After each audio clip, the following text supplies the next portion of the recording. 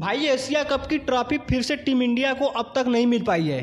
वही ट्रॉफी जो जिस चीज़ का इंतजार पूरा भारत कर रहा है, 140 करोड़ जनता कर रही है कि मोहसिन नकवी देगा, लेकिन इस मोहसिन नकवी का अकड़ खत्म होने का नाम ही नहीं ले रहा है। मोहसिन नकवी का अकड़ इतना बढ़ गया है, इतना बढ़ गया है कि वो न जाने क्या क्या शर्त रख रहा है। जैसे इसकी ट्रॉफी हो, जैसे मोहम्मद अली जिन्ना की ट्रॉफी हो, जैसे मोहम्मद अली जिन्ना इनको ट्रॉफी देकर गए हैं कि भारत को किसी भी हाल में मत देना। ये लोग इस तरह की हरकतें कर रहे हैं। मतलब कि यार हद है किसी चीज़ की। मतलब कि ट्रॉफी अगर कोई टीम सामने वाली जीतती तो समझ में आता कि हाँ पाकिस्तान ये टीम जीत गई है और भारत रखी है। साला भारत में जीता है और एशिया की ट्रॉफी पाकिस्तान में रखा है, पाकिस्तान के लोग रखे हैं। मतलब कि यार गजब कंडीशन है। अगर उसके बदले पाकिस्तान को कुछ चाहिए, आटा चाहिए, पानी चाहिए, गेहूं चाहिए, दाल चाहिए, चावल चाहिए, कुछ भी चाहिए, बाजरा चाहिए, अगर पाकिस्तान को ये सब चाहिए तो मोहसिन नकवी को खुलकर बोलने में क्या दिक्कत है कि भाई हमें ये सब चाहिए, हमारे देश में कंडीशन बुरा है, हम लोग को चाहिए। लेकिन मोहसिन नकवी का अकड़ खत्म होने का नाम ही नहीं ले रहा है। जैसे ये बहुत राजा महाराजा के घर का है कि मोहसिन नकवी एक शर्त रख रहा है जिसमें वो कर रहा है कि एक पार्टी रखा जाए जिसमें कुछ लोगों को इनवाइट किया जाए, मीडिया को बुलाया जाए और भारतीय टीम हमारे हाथों से ट्रॉफी ले जाए। अरे यार अगर लेना ही होता तो तुम्हारे हाथ से उसी जगह ले लिया गया होता, तब क्या दिक्कत था। ये बात क्यों नहीं पाकिस्तान के मोहसिन नकवी को नहीं समझ में आ रहा है कि अगर ट्रॉफी लेना ही होता तो भारत के प्लेयर उसी जगह ले लिए होते। लेकिन ये इस बात को नहीं समझ पा रहा है कि भारत इसके हाथ से ही ट्रॉफी नहीं लेना चाह रहा है।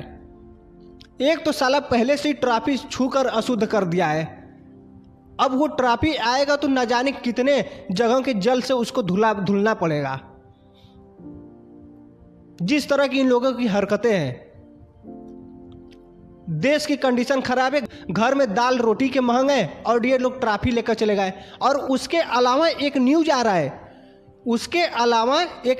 रहा है जिसमें ये बात का दावा किया जा रहा है कि मोहसिन नकवी ट्रॉफी बेचने का व्यवस्था बना रहे हैं, वो भी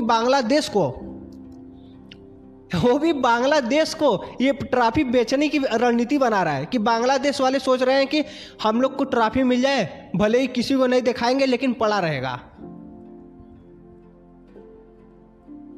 मतलब कि यार किसी चीज की हद होती है। एकदम पाकिस्तान का पीसीबी का अध्यक्ष एकदम चूतिया से भी चूतिया आदमी है।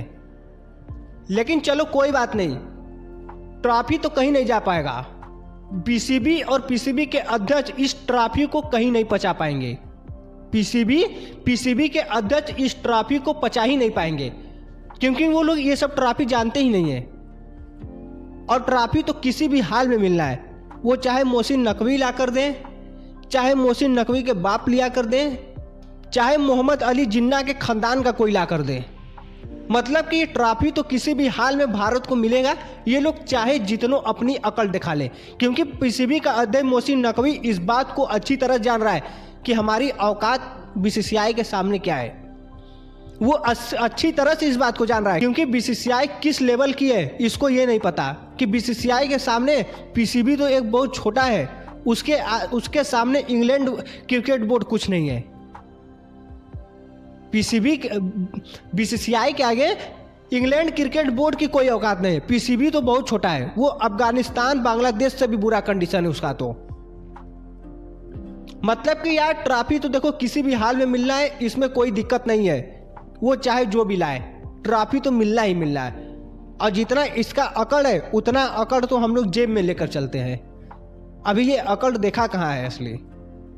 लेकिन अब फाइनली तौर पर आज से भारत का एक नया टेस्ट सीरीज चालू हो गया जिसमें 2 मैचों की टेस्ट सीरीज वेस्ट इंडीज के साथ भारत को खेलना है। लेकिन इसके पहले ये बता दें कि हमारे अभिषेक शर्मा T20 के आईसीसी रैंकिंग में पूरे पाकिस्तानियों को लांघते हुए नंबर 1 पर जा चुके हैं और 931 पॉइंट, मतलब कि अब तक कोई इतना पॉइंट आईसीसी के रैंकिंग में हासिल नहीं किया था।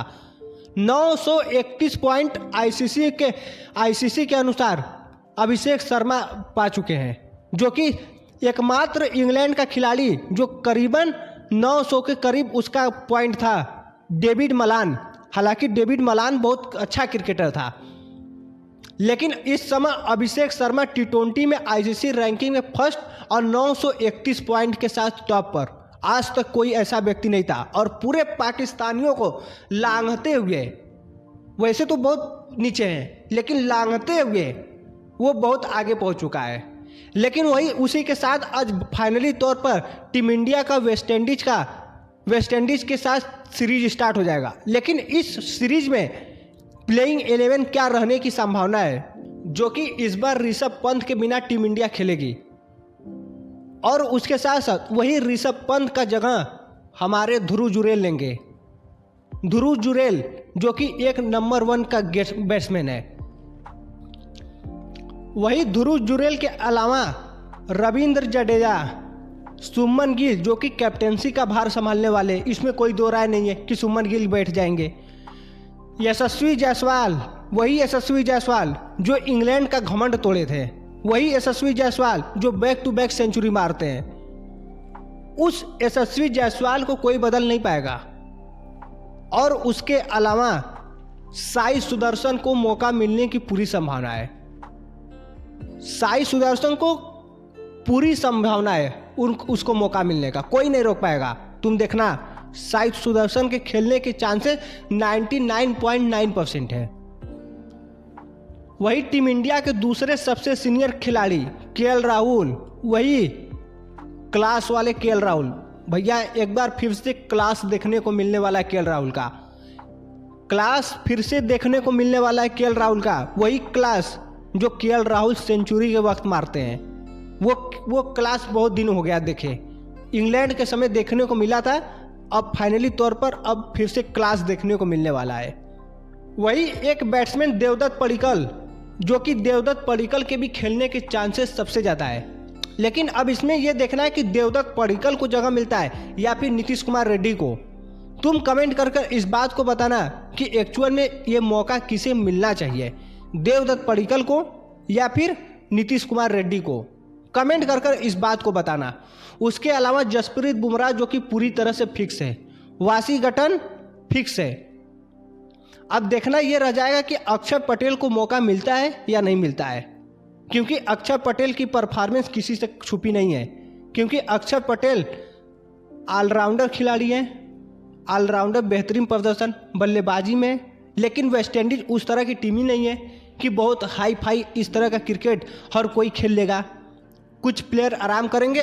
मात्र 2 मैचों की सीरीज है, जो कि वेस्टइंडीज का बुरा हाल इतना है जो कि कहने वाली बात नहीं है कि वेस्टइंडीज जब नेपाल से हार गई टी20, वो वेस्टइंडीज जो नेपाल से हार गई, जो 2 बार की विश्व विजेता रही, वो वेस्टइंडीज हार गई जो 2 बार की विश्व विजेता, वो नेपाल टीम से टी20 हार गई, जो टी20 के लिए सिर्फ जाने जाते हैं वेस्टइंडीज खिलाड़ी, और उससे वेस्टइंडीज सीरीज हार गई। ये कितनी बड़ी बात है अपने आप में। तो टेस्ट तो वैसे भी वेस्टइंडीज का दूर दूर से नाता नहीं है, वो तो नेपाल का, फिर वेस्टइंडीज को तो यूएई भी हरा दे।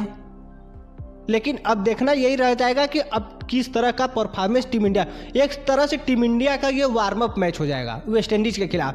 क्योंकि वेस्टइंडीज का वो वेस्टइंडीज अब नहीं रह सका, वेस्टइंडीज का वो वेस्टइंडीज नहीं रह सका। वेस्टइंडीज उस तरह के खिलाड़ी नहीं है जो वेस्टइंडीज के किसी समय खिलाड़ी हुआ करते थे, जो वेस्टइंडीज के खिलाड़ी जो किसी वक्त हर फॉर्मेट में परफॉर्मेंस देते थे।